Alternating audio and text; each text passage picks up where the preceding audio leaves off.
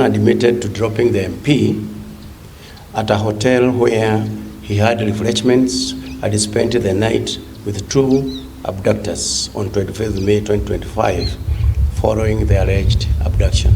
The investigating team were denied access to go and interview the Honorable Member of Parliament, which we very believe that he did not suffer any injuries whatsoever. And perhaps he could as well be staying at the Karen Hospital enjoying his 5-course meal. This comes even as Koimburi's lawyers promise a rough legal battle. Mr. IG, why did you withdraw the security that was assigned to Honorable Koimburi?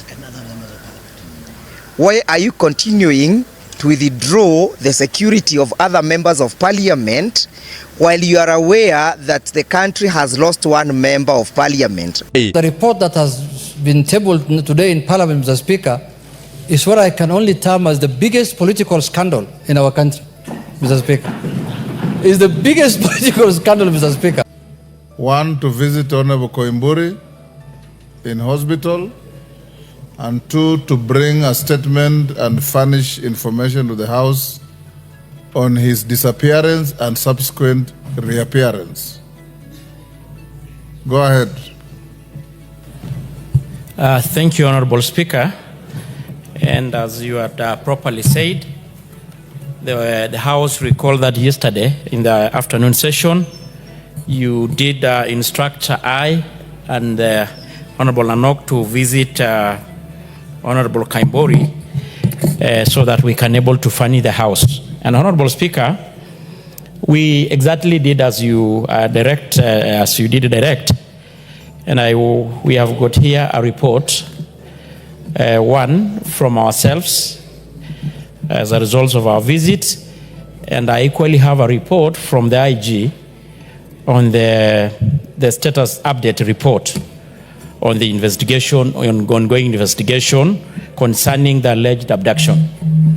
And Honorable Speaker, I want to read a jointly signed report between myself and my colleague, Honorable Nanok, on the status report regarding the visit to the Karen Hospital to assess the condition of Honorable George Koimburi. Following your ruling and the House resolution yesterday on the 27th, during the afternoon sitting, I and Honorable Daniel Nanok, the MP and the chairperson for Parliamentary Broadcasting Committee, undertook the visit to the hospital on behalf of the House. We arrived in the medical facility at approximately 5:30, and upon arrival, we identified ourselves and stated the purpose of our visit, which was to check on the health and the well-being of our colleague, Honorable George Koimburi, as well as to convey the goodwill message of the House and yourself, and to gather any other relevant information that might be useful to us as his colleagues in Parliament. We were asked to wait for a while, and we were kept waiting for about half an hour in the waiting bay, Honorable Speaker, after which we were informed that we could proceed to the third floor, Malindi Ward, where the Honorable Speaker, the Honorable Member, is reportedly admitted. But it's good to note, Honorable Speaker, we had to keep reminding them that we were still waiting. At the ward, that is, it has got a little bit also a waiting area, we encountered 6 individuals who introduced themselves as family members and part of his office staff. Additionally, there were 2 security guards stationed at the doorstep, who informed us that it was not possible for us to see the Honorable Member at the moment. Honorable Speaker, we had to continuously remind him, whoever we are getting there, who we are, introducing ourselves, and keep reminding them the purpose of our visit, of which they actually confirmed that they were already aware of our intended visit following your communication.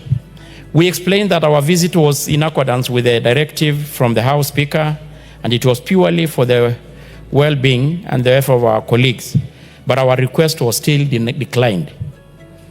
Undeterred, we requested to speak to the doctor in charge, hoping to at least obtain a medical update.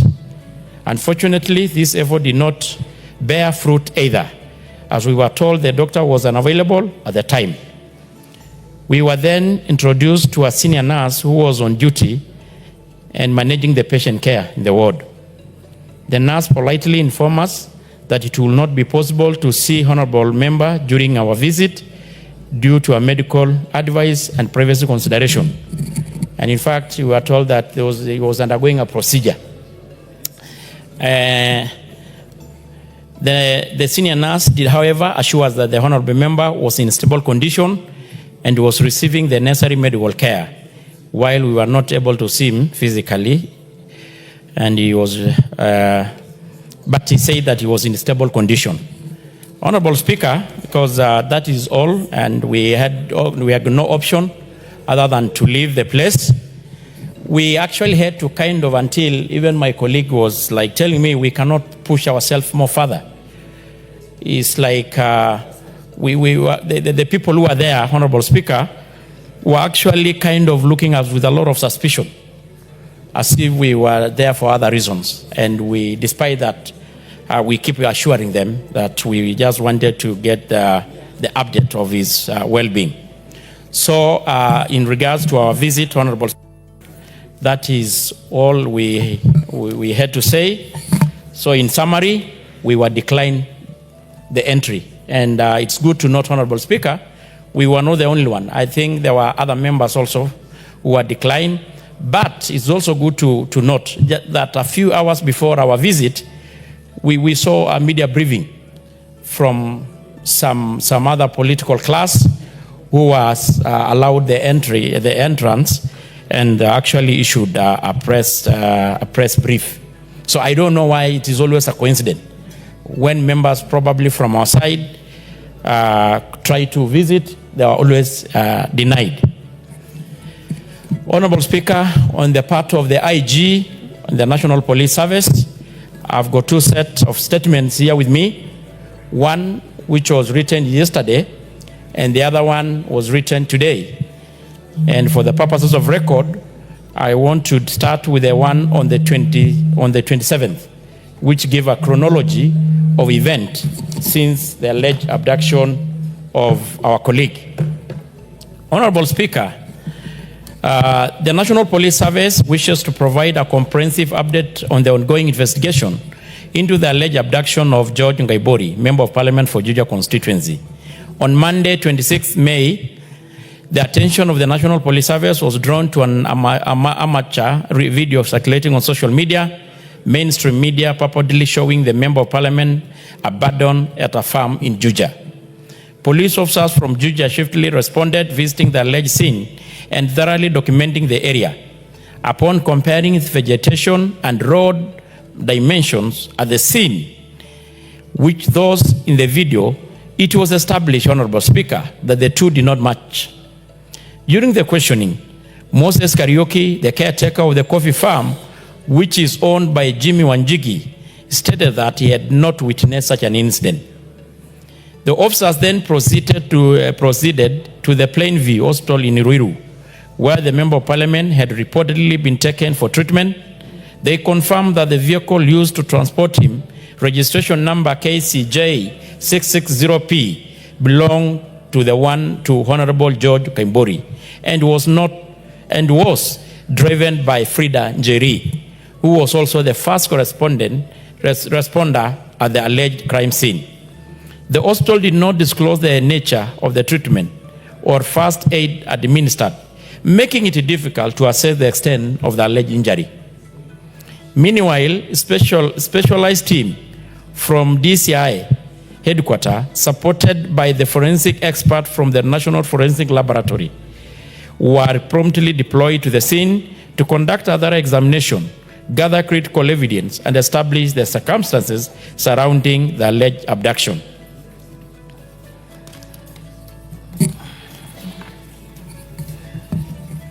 So far, Honorable Speaker, that is as per yesterday, the investigation team had interviewed and recorded statements from 5 individuals, and which were expected to provide the account.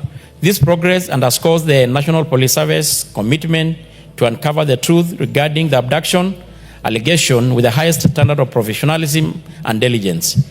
We will continue to pursue all leads, analyze forensic evidence, and ensure that any perpetrators are brought to justice. Additionally, Honorable Speaker, it is important to note that Honorable George Koimburi has been under investigation for a land fraud case, and the Office of the Director of Public Prosecution had already issued consent for his prosecution. Additionally, it is important to note that Honorable George Koimburi has been under investigation, I think that one had already read.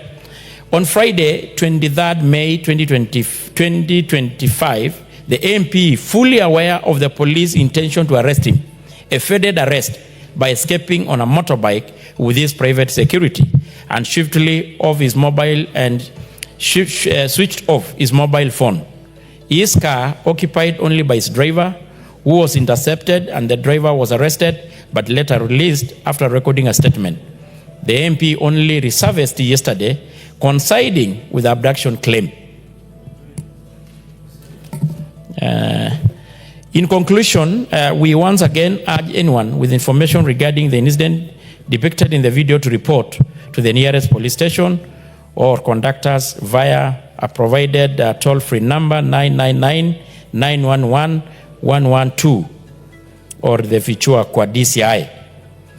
In conclusion, Honorable Speaker, the IG state, we assure all Kenyans that we are committed to conducting this investigation with the utmost diligence to uncover the truth behind the allegation. Further update will be provided as investigation progresses. Lastly, Honorable Speaker, today at around 11 a.m., the IG issued again a presser to give the status update report, and the copy of the same here is with me, and I won't read it to the House. That is today on the 28th. Further to the press briefing issued yesterday, the National Police Service would like to inform the public of the progress made in the ongoing investigation into the alleged abduction of George Koimburi, Member of Parliament for Juja. 3 additional individuals, Peter Kiratu, Juja CDF Chairman, Cyrus Kieru Muhia, and Karanja Gatana were arrested and provided statements which have offered crucial leads and further insight into the alleged abduction. Peter Kiratu, the Juja CDF chairman, stated that on the 25th May, that is this year, he attended a church service at a full gospel church, Mugudha, with the MP, as they were leaving a silver Subaru Forester registration KBP 096W, approached the main entrance, and the 2 heavily built men bundled the MP into the vehicle. He reported the incident at Mugudha police station. Additionally, on the 26th May, he received a call from the MP's daughter, Wanjiru, informing him that the MP had been found in a coffee farm in Juja. They then took the MP to Plainview Hospital, Ruiru, for the first aid before he was referred to Karen Hospital for further treatment. Cyrus Kiaru Muhia, an ally of the Honorable Koimburi, who runs a supermarket at Kahawa West area, stated that on the 25th May, he received a call from the Peter Kiratu, the CDF chair, requesting the use of his Subaru. Speaker, I think this is a very important statement. Requesting to use of his Subaru Forester registration number KDG 803B to transport the additional security personnel for the MP during an event at the Full Gospel Church. On the 25th, again, Honorable Speaker, Kraitu instructed him to go to his homestead in Mugudha, where he met a man named Gatana, driving Kraitu's vehicle registration number KBP 096W. That is the car I earlier said. Honda CRV, along with 3 unknown men. They proceeded to the church to familiarize themselves with the route before returning. Later, Kiratu called and instructed him to drive his Subaru Forester with 2 men toward the church. Upon arrival, the 2 men exited quickly, and he heard screams as the MP was forced into the vehicle.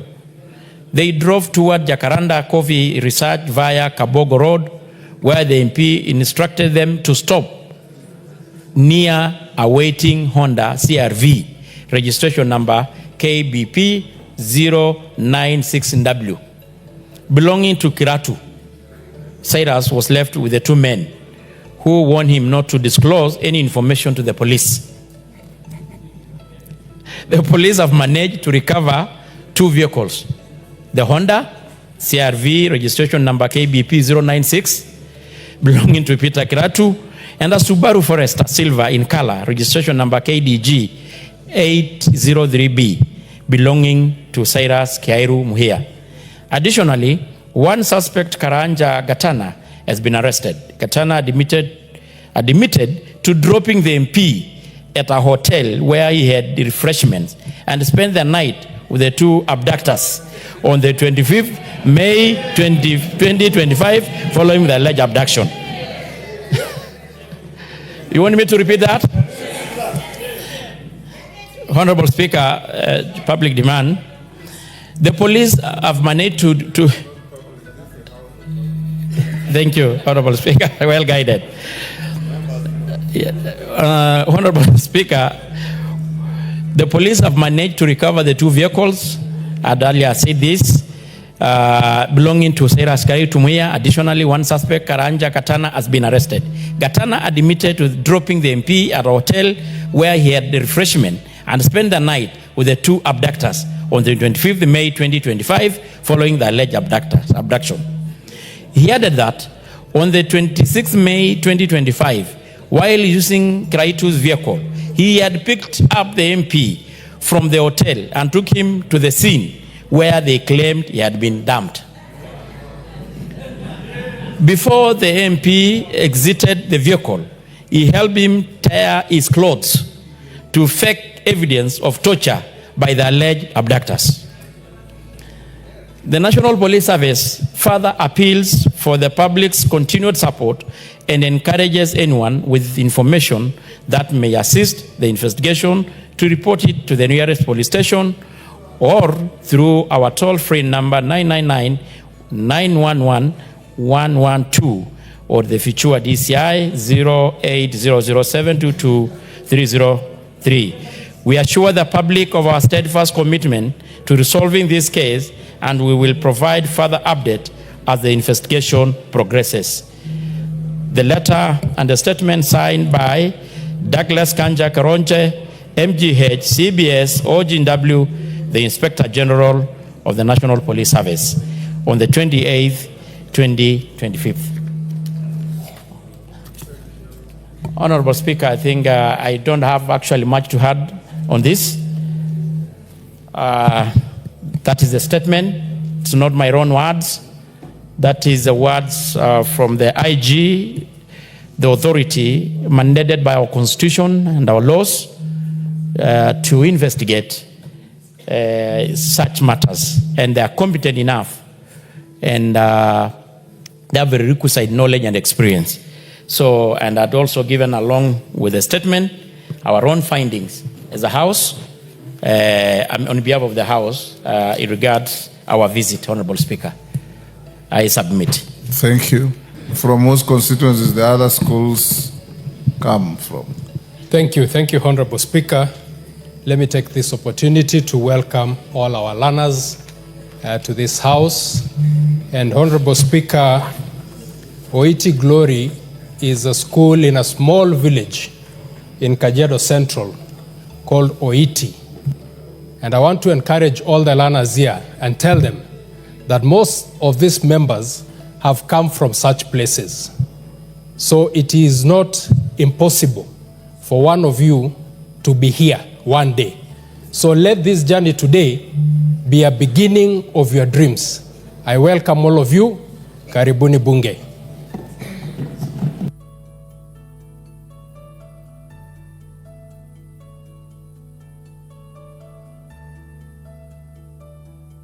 Yes, Junet. You've heard what Tongoyo has said about your colleague. Do we leave it there? Yeah. Mr. Speaker. Yes, Juret. Mr. Speaker, first I want to take this opportunity to thank you as the chairman of the Parliamentary Service Commission and as the Speaker of the National Assembly for taking swift action so that we could know what happened to our colleague, Honorable Koimburi. And you appointed Honorable Tongoyo, the chairman of the Security Committee, and Honorable Epuyo, to go and see and visit our colleague who purportedly was abducted, Mr. Speaker. And to my shock, the report that has been tabled today in Parliament, Mr. Speaker, is what I can only term as the biggest political scandal in our country, Mr. Speaker. It's the biggest political scandal, Mr. Speaker, in our country. Why do I say so, Mr. Speaker? First, Mr. Speaker, when I saw the first photo that was being, beamed on one of the media houses that is nowadays prone to fake news, from the way my colleague was sleeping, I could knew this is a fake thing. From the appearance, from the way I saw the shirt and the way the stomach was looking up, I just knew this one, there is nothing. But I was waiting for a proper investigative report to be tabled before the House. So I have to reserve my comments. Mr. Speaker, it's very, very unfortunate that politicians can go to this extent to prove a point, Mr. Speaker. And it is shocking that even the chairman of the Security Committee and our colleagues were never allowed to see our colleague who is in hospital. The only people who can see him is the Munyoro group, who can do a press conference outside the hospital. Any other person is not allowed to see him. No, you see, all that group is Munyoro group. Mr. Speaker, even people who are in ICU, people who are in critical care, Mr. Speaker, people are allowed to see them, Mr. Speaker.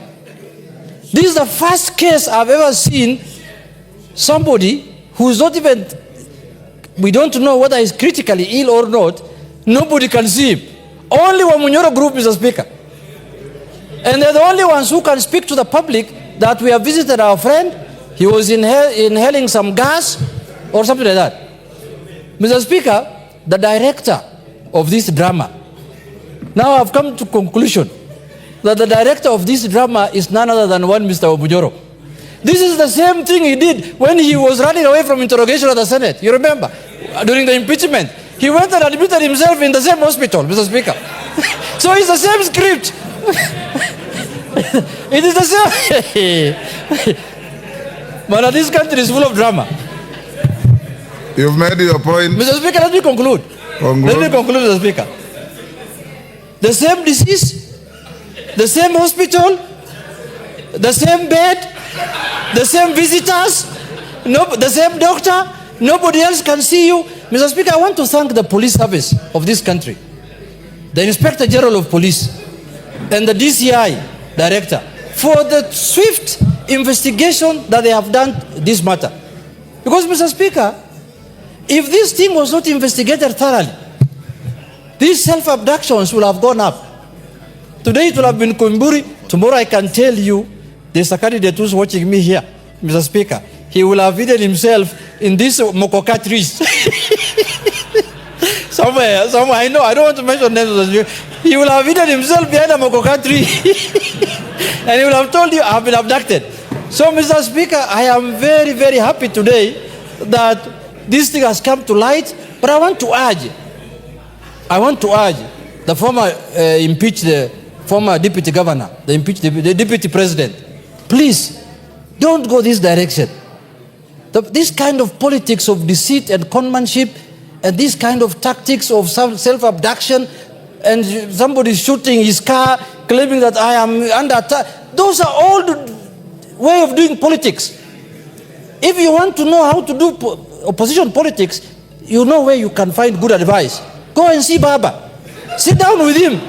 Tell him, Baba, how did you sustain this opposition politics for the last 40 years? What tactics did you use? I've never seen you self-abducting yourself. I've never seen you shooting your car anywhere. What tactics could you have used? Come there. We will teach you how to go about it. Thank you, Mr. Speaker. Yes, Majority Leader.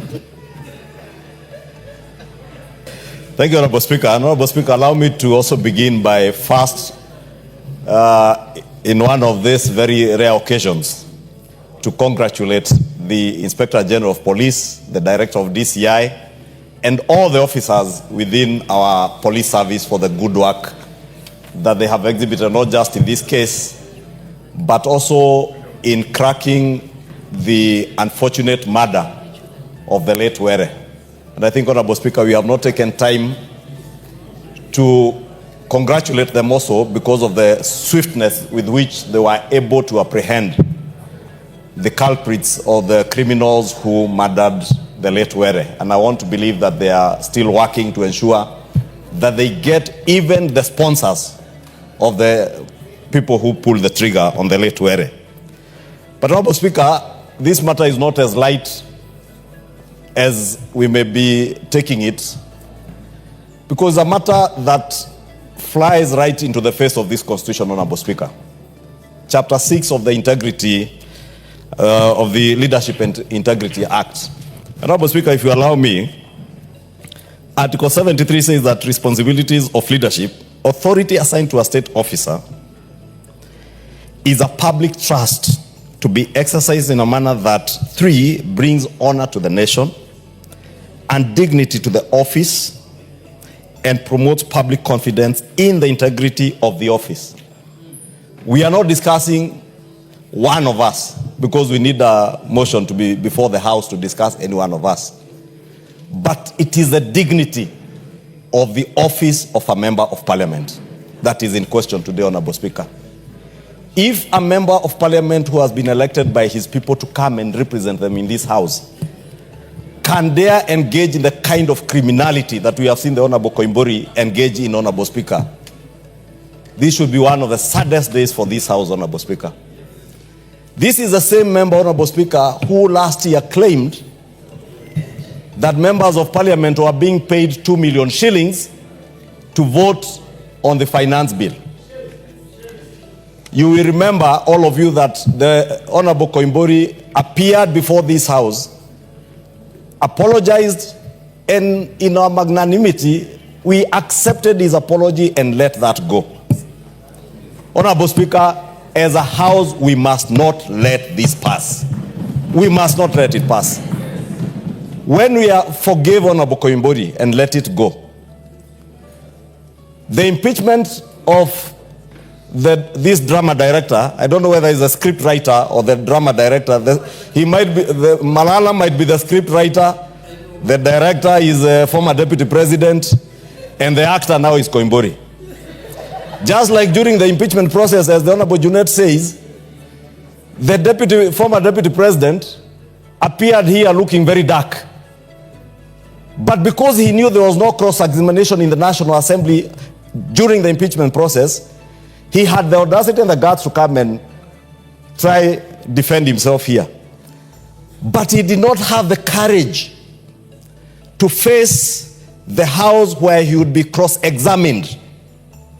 He faked sickness, ended up being admitted in Karen Hospital, apparently in the same room, same bed.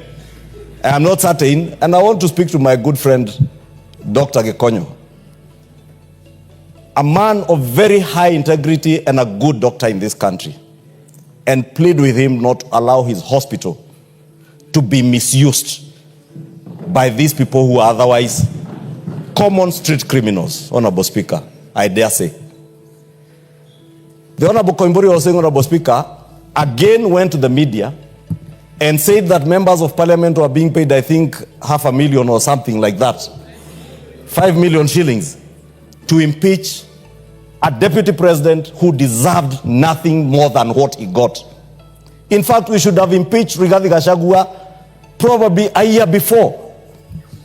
And Kenyans now will vindicate this House that Kenyans were being saved from greater trouble from this man, Honorable Speaker, and the drama that we are seeing.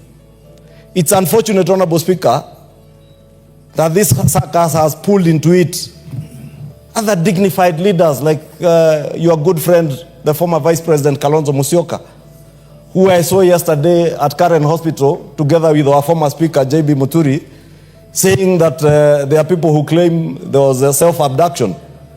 Now it is clear that Honorable Koimburi self-abducted himself, Honorable Speaker.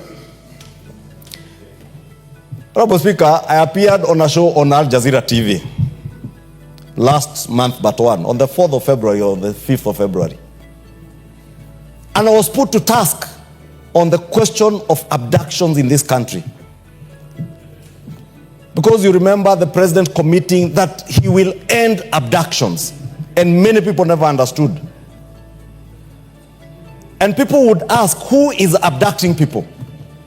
And I remember Honorable Speaker saying, there was information that had been shared that there were even members of parliament who planned to kidnap or abduct themselves and blame the state. Honorable Speaker, time is a healer, and time is also a vindicator. I think many things are being vindicated over time. That when the police said we were not abducting people, there were other forces. Now Kenyans need to start filling in the gaps. When last year, Honorable Speaker, and I said yesterday, when we were debating the adjournment motion by the Honorable Junet, when on the 25th of June, Kenyans rallied around the country on account of misinformation and disinformation around issues touching on the finance bill, Honorable Speaker, we said it to the nation that many of the things that were offensive to Kenyans had been removed from that bill. But nobody listened, Honorable Speaker, because of the negativity, the propaganda that was being pushed by this group, Honorable Speaker. I don't want to say, Wamunyoro is a very good village. And you know, Honorable Speaker, I have confessed that I have married a beautiful lady from Nyeri. And is one of the villages in Madera constituency represented by the Honorable Amombi. Therefore, let us not accuse that good village. This is a character of a person and a group around him that believes you can only advance opposition politics either using violence, deceit, bloodshed, and that is why you saw the things that were in the adjournment motion by Honorable Junet yesterday. The unfortunate reference to the 2007 post-election violence, Honorable Speaker. Because these are people who have no agenda for this country. And all they desire is chaos and anarchy for our country. Honorable Speaker, I want to plead with you, because you are the chair of our Powers and Privileges Committee. Irrespective of what the National Police Service and the Director of Prosecution or the Ethics and Anti-Corruption Commission do with the Honorable Koimburi, the Powers and Privileges Committee of this House must be seized of this matter of Honorable Koimburi. And I also want to speak to the people of Juja. They are a great people who have been denied proper representation in this House. And I don't want to discuss the member, Honorable Speaker, but the people of Juja are suffering, and I've been there, I know. Right now I'm addressing issues, Honorable Speaker, in my office, touching on electricity connectivity in Juja, and the MP has the audacity to send them a message on their WhatsApp group telling them you can go ask for your electricity from Ruto. I left that government. Whether you are in a government or not, you are elected as a member of parliament to represent your people. When they question you, when they ask you for services, answer them in a dignified manner. Therefore, Honorable Speaker, I want to say the police have done their work. The Director of Prosecution, the DPP, must do his work. EACC, because of Chapter 6 of our Constitution, must do their work on the matter of ethics of public officers that the Honorable Koimburi has contravened. Our Powers and Privileges Committee, Honorable Speaker, which you chair, must now be seized of this matter and take the necessary action. The people of Juja must know you can also recall a member of parliament who is not working for you, who is not serving your interests, who is not representing you, a member of parliament who believes his only work is to follow another man in funerals and other social gatherings, singing songs of praise to a man, Honorable Speaker. With that, Honorable Speaker, I want to pray, Honorable Speaker, especially to you, as our chair of the Powers and Privileges Committee, please do something. Not because of Honorable Koimburi, but to save the dignity and the honor of the office of a member of parliament, Honorable Speaker. I submit. Thank you. I don't want to open debate on this. Senior Counsel, I'll give you a minute. Thank you, Mr. Speaker. Mr. Speaker, let me first thank you for the wisdom of directing the inquiry through members of the relevant committee, and say that it is important.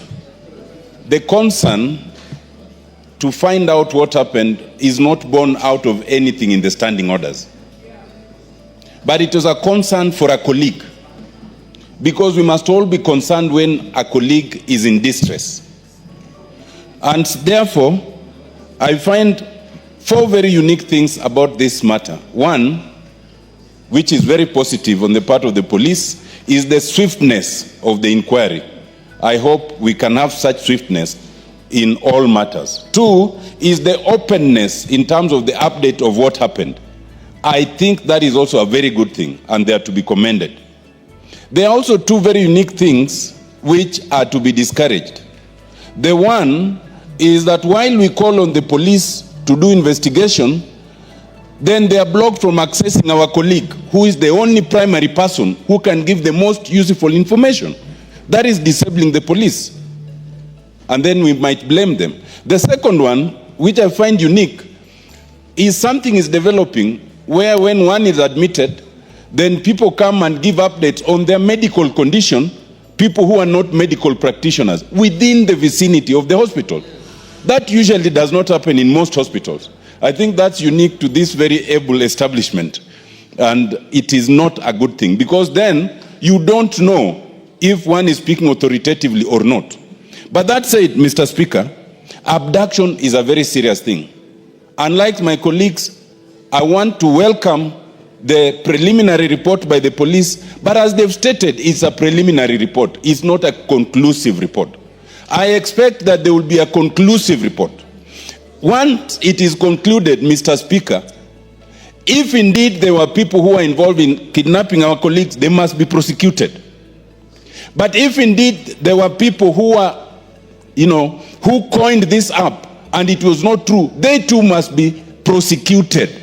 Because abductions in this country and killings have become so many, and we don't want to speculate as to whether one has done it themselves or not, by the police or by the crooks. But that said, Mr. Speaker, once it is concluded, unlike my colleagues, I believe the right thing to do is that the police must prosecute those who are involved. But I do not agree that it's within the ambit of this House. I do not believe that you can then bring matters that have happened outside the precincts of Parliament and then bring them within the Privileges Committee.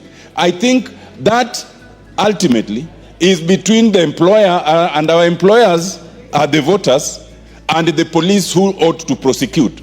That said, Mr. Speaker, I commend the wisdom, your wisdom in handling this matter, and I hope it comes to fruition and we get to the bottom. Let people be prosecuted so that it serves as an example either way. Thank you. Yes, Mukunji, then Emily, then I close. Thank you. Thank you, Honorable Speaker. And I also want to say thank you for your guidance in this House. Honorable Speaker, I first want to say that security matters in this country must be taken with the seriousness they deserve. As we are speaking right now, Honorable Speaker, I have demonstrations in Embu town because of matters of insecurity, shops being broken into, and those are matters that, Honorable Speaker, they touch in this House, and I believe that as the senior counsel has mentioned, we need conclusive reports on matters to do with our colleague. And not only that, Honorable Speaker, I believe there are so many pending matters that are touching with the confidence that people have with our police forces. Honorable Speaker, we are yet to get reports on what happened to many of the Gen Zs during the Maandamanos. We are yet to get a report, Honorable Speaker, on various issues of abductions that have been reported of even some young people in this country. And Honorable Speaker, I sit here and I believe this house should be seen as a house that allows investigations to go conclusively. And I believe your guidance is very clear, Honorable Speaker, that we have to get to the bottom of this. If Honorable Koimburi, and I believe I have not been able to visit him, but I have seen the press conferences that have happened there. I've seen the hand being pointed to even the police force. Honorable Speaker, I believe also it's important for IPOA, because this is a matter of extrajudicial matter, to actually come in. Because when it is said that Koimburi had an issue and police say they were looking for him, it also points some finger in the matter to do with whether it is the police that was conducting this. And now the IG has spoken. It is important also to get an independent body to give a report on this so that this house can be well guided when it comes to those matters. But today is the National Prayers Day. Honorable Speaker, I believe it is not fair and it is not right for my good friends, minority leader and majority leader, to incriminate the name of the former deputy president just like that. It is right for them to bring evidence and say that he was involved in this, and let's be fair and actually call it like it is. We are taking too much time to debate and talk about the former deputy president when we have very serious matters to discuss in this house. We have matters to do with our debt issues. We have matters to do with finance bill. We have mirror issue that is being now brought by the deputy leader. Mr. Speaker, I wanted to seek your guidance, because Mr. Speaker, I know Honorable Mukunji is a first-time member of Parliament. I know he's learning the ropes. Mr. Speaker, what we discussed yesterday, what we discussed yesterday is he's a first-time member of Parliament, unless he was in another parliament than this one, unless he was in South Sudan Parliament. The fact of the matter is he's a first-time member of Parliament and a third-time member of Parliament. That's a fact on record. Yeah, and he has only served 2 years, like Rigathi Gachagua. Mr. Speaker, but my point of order is this. Mr. Speaker. Mr. Speaker, yesterday what we discussed was a special motion under Standing Order 33. Mr. Speaker, the standing orders that we use here gives every member an opportunity to bring a motion to discuss any matter of national importance. And with the approval of the Speaker, and if you get the requisite number of 20 members to support your request, then you get an opportunity to move your motion. So we should not use up here the derogatory statement that we are wasting our time yesterday here discussing a matter of national importance like post-election violence. Someone who's calling people to take up arms, to kill themselves, displace people, cause destruction. You're calling it something useless, unless you support that kind of thing, that you want people to die. Okay. Shame on you. Mukunji, wind up. Honorable Speaker, I believe that it is very easy for the minority leader to bring the matters of me being a first member of Parliament. But they need to understand that I learn very quickly. And in my 2 years, I've studied this house. I know how it works, and I believe I represent the people of Manyata and Embu the best way I can. Honorable Speaker, as I conclude, I want to say that your guidance on the investigation of this matter touches on all our security. We have had complaints from various members on how their security is being handled. Honorable Speaker, we have lost a member of parliament. We know how and what it takes, how costly it is, Honorable Speaker, to even go back for a by-election. Let us all be very keen on our security. And Honorable Speaker, I seek your guidance to ensure IPOA also gives a report on this matter. Millie, thank you. The last one. Thank you, Mr. Speaker. Mr. Speaker, I want to, before I start, I just want to tell Honorable Mukunji that... Order, Mukunji, you finish your contribution, listen to others. Yes, and you need to listen because I'm actually, before I say man, I just wanted to tell him that even though he's saying he's learned, one of the things that he has not yet learned effectively is how to be in opposition. When I have given my contribution, see me on the side. You are doing very poorly in that regard, and I'm very willing to give you free tutorials or being in the opposition. Mr. Speaker, as a human rights defender, I have been against the issue of abductions, and I've raised it before the floor of this House and elsewhere.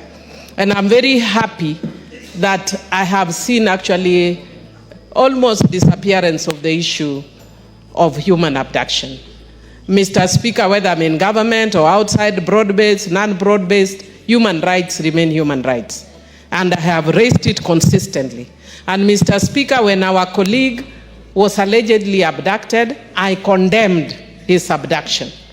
Mr. Speaker, this comes shortly after our colleague was actually murdered. Just the day we were going on recess, our colleague was here. I turned my back, he was here. And then minutes later, I'm seeing a notice he's dead, gunned down. So the issue of security of members of parliament is a very serious issue. Mr. Speaker, I have myself been a victim of attack. I was attacked in my first time by men wielding guns, 7 men. And when I raised the issue, the Inspector General of the police then said that I concocted the story. But at that time, no investigation was done. The difference is this time, investigations have been done. I would be the last person to actually politicize about attack because I've been a direct victim. But Mr. Speaker, it is on that note that it would be very, very unfortunate that an honorable member would make me waste time sympathizing and standing with him if at all he has actually faked his own abduction. It would be very unfortunate after our own member of parliament has been shot dead that you bring theatrics that touch on our security. Today it may be drama, tomorrow it may be a reality. When you cry wolf, one day it will be a reality and there will be nobody to deal with you. So Mr. Speaker, what I would want to say, so that members are more secure. The police have given us preliminary report. Can the police conclude? And should it be found that this is actually false allegations, Mr. Speaker, he should be prosecuted as an example to others. This is not a joke. And not only that, Mr. Speaker, the issue of abduction has been a very serious issue in this country. And it is one of the reasons that we find our young people very annoyed because they keep saying we are being abducted. I would be shocked to discover that all along it is not the police that are abducting. I would be really, it is mind-boggling, Mr. Speaker. Even if we are politicking, our politics must reach a level that is human and that respects the human rights of yourself and of others, Mr. Speaker. Don't make us waste too much English when we know there are other countries where we can import the English, Mr. Speaker. I will not name them. But there are countries where we can import that English, Mr. Speaker. We can export the English elsewhere. No, I will not say where, because I have many friends in neighboring countries, so I won't mention. And also we are trying to encourage friendly relations with our neighbors even when they are angry. But that aside, we are deepening relation with our neighbors even when they are angry. But Mr. Speaker, I would want to encourage that this matter be taken up seriously, not just as a matter of with the Committee of Privileges, but the Inspector General, if this is actually a lie, this member must be prosecuted. Thank you. Thank you, Honorable Tongoyo. When do you bring the conclusive and final report? Honorable Speaker, I know the predicament you suffered. Yeah, there are actually too that you couldn't be able to see your colleague. Yeah. I personally can inform the House that I called the DCI and informed me that he was also denied the opportunity with his officers to see the member. So tell the IG to finalize and give us the conclusive investigations in the matter, then I'll give directions. Well guided, Honorable Speaker, but it's good under the circumstances. I had talked to him actually just an hour ago, and there are still a lot of leads leading to more arrest and interrogation. So maybe we give us like another week or so. Thank you.